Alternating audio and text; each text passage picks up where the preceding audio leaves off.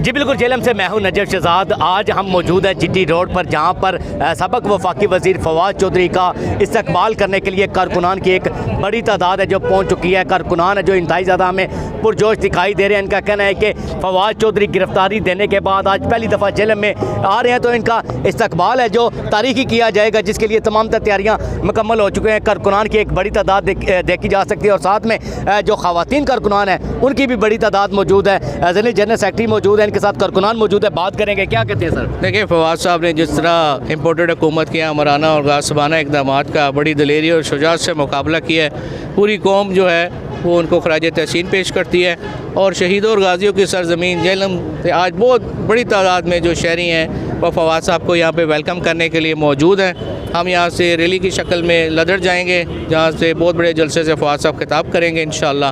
और इमरान खान साहब की जो जदोजहद है पाकिस्तान के लिए, पाकिस्तान की आवाम के लिए, हम उनके शाना बशाना खड़े हैं। और इंशाअल्लाह अब बड़े थोड़े दिन रह गए हैं जब इम्पोर्टेड हुकूमत से जान भी छूटेगी, आम इंतखाबात होंगे और मुल्क आगे की तरफ बढ़ेगा इंशाअल्लाह। सर ये भी बताइएगा कि जैसे चेयरमैन पाकिस्तान तहरीक इंसाफ इमरान खान साहब ने अब ऐलान भी कर दिया कि जेल में भरो, कारकुनान तैयार हैं जेल के? देखिए, जैसे फवाद साहब अभी जेल से आए हैं, मैं 4-5 दिन पहले जेल की सैर करके आया हूँ। सो जेलें हमारे लिए कुछ नहीं है और इतने ज़्यादा लोग हैं कि जेलें पाकिस्तान में कम पड़ जाएंगी, क्योंकि आवाम जो है वो इस इम्पोर्टेड हुकूमत से इतनी तंग है कि अब हर कोई उससे जान छुड़ाने के लिए लगा हुआ है, जदोजहद कर रहा है। तो इंशाल्लाह जब भी खान साहब का ये ऑर्डर आएगा, जेलम के तमाम तरीके इंसाफ के तमाम शहरी मुहब्बे वतन तैयार हैं और यहाँ पे जेलें कम पड़ जाएंगी, लोग बहुत ज़्यादा हो जाएंगे। अच्छा, ये भी सर बताइएगा कि क्या सूरत अभी देख रहे हैं, जनरल इलेक्शन कब तक होगा, क्या उम्मीद है आपकी? देखिए, इस वक्त मुल्क हाल से गुजर रहा है, फ्री एंड फेयर इलेक्शन ही इसका हल है। तो अगर आपने मुल्क को ये जो मौजूदा जो एक हिजानी कैफियत मुल्क में तारी की है, बिल्कुल एक स्टैंड स्टिल किया हुआ है, ना इकॉनमी आपसे चल रही है ना हुकूमत चल रही है, सो बेहतर है कि फ्री एंड फेयर इलेक्शंस का इनेकाद कराएं ताकि मुल्क आगे बढ़े। इस तरह मुल्क जो है, आपकी आबादी इतनी बड़ी है, 22 से 23 करोड़ के आपकी आवाम है, आप इनको किधर लगाएं? आपने इनके लिए ना आपने रोज़गार का कोई मौके छोड़े हैं, ना आप महंगाई आपने इतनी कर दी है कि डेली जो गुजर बसर है, जो खाना है एक वक्त का, वही नापेद है।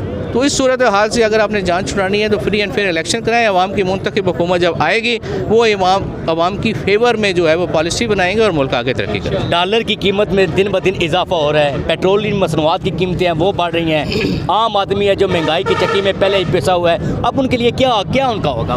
देखिए, जब इमरान खान साहब का दौर था उस वक्त का डॉलर का रेट, आज का डॉलर का रेट मुआवजा कर लें। PTI के दौरे हुकूमत में जो पेट्रोल की प्राइस थी, आज की पेट्रोल प्राइस आप देख लें, महंगाई का जो बाकी दीगर जो इशिया है उनकी प्राइसेस का मुआवजा कर लें, ज़मीन आसमान का फ़र्क है। क्योंकि वो हुकूमत जो है वो लोगों की फलाह के लिए काम कर रही थी, पाकिस्तान की हक में जो है वो रोज़ शब व रोज़ जो है वो काम कर रहे थे। सो यही अब आगे वे फॉरवर्ड है कि फौरी तौर पर इलेक्शन कराएं, मुल्क की मुंतखब हुकूमत को आने दें ताकि वो मुल्क को आगे लेके चल सके। ये भी बताइएगा कि इत्तेहादियों के खिलाफ जो आपके इत्तेहादियाँ, जैसे शेख रशीद साहब के खिलाफ एक इस्लामाबाद में मुकदमा दर्ज हुआ, दूसरा मुकदमा कराची में दर्ज कर दिया गया है, इसी तरह से दीगर कारकुनान हैं, इमरान रियाज हैं, उनके खिलाफ मुकदमा दर्ज किया गया है, वो भी बेबुनियाद होकर ख़त्म हो गया। देखिए, बात यह है कि जब भी हुकूमत इस तरह के हथकंडे इस्तेमाल करती है ना, तो वो ये नज़र आ रहा होता है कि वो उसके आखिरी दिन है। तो वो जो बुलबुले नहीं होते, जब ख़त्म होने लगता है ना तो बुलबुले उठते हैं, तो ये हुकूमत के आखिरी ये उनकी काविशें हैं जो तारीख़ में बदतरीन अल्फाज में याद रखी जाएंगी। इस तरह के हथकंडे, गिरफ्तारियाँ, तशद्दुद जो है वो और ज़्यादा उभार देती हैं। सो हमारे लोग जो है वो डरने वाले नहीं हैं। हम खुद जो है 25 मई का भी सामना किया है। कुछ दिन पहले फवाद साहब को अरेस्ट किया गया था, मुझे अरेस्ट किया गया था, हमारे कारकुनों पे तशद्दुद किया। आप देखिए, अब उससे ज़्यादा तादाद में आए लोग आए हैं। तो ये बताइएगा कि क्या समझते हैं, निगरान वज़ीर आला इंतकामी कार्रवाइयाँ कर रहे हैं, आपके दादी हैं परवेज़ लाई साहब, उनके खिलाफ इनके घर भी दावा बोला गया है। देखिए, जो भी निगरान सेटअप है ना, उसका तो मैंडेट है इलेक्शन कराना फ्री एंड फेयर। वो तो इंतज़ामी अमूर में मुदाखलत ही नहीं कर सकते, वो तो गैर आइनी काम है। अगर वो जो है इंतज़ामी अमूर में मुदाखलत करते हैं तो गैर आइनी काम है, वो बाद में अदालतों में चैलेंज होंगे। तो इसलिए उनको अपने मैंडेट से जो है वो तजावज़ नहीं करना चाहिए। उनका काम है इलेक्शन कराना, इलेक्शन कराएं और घर जाएँ। जी बिल्कुल, देखें फराज चोई साहब ज़िली जनरल सेक्रेटरी हमारे साथ मौजूद थे। इनका कहना है कि भरपूर तरीके के साथ इस्तकबाल करने के लिए तमाम तैयारियाँ जो मुकम्मल हो चुकी हैं। कारकुनान की एक कसीर तादाद इस वक्त जीटी रोड पर मौजूद है।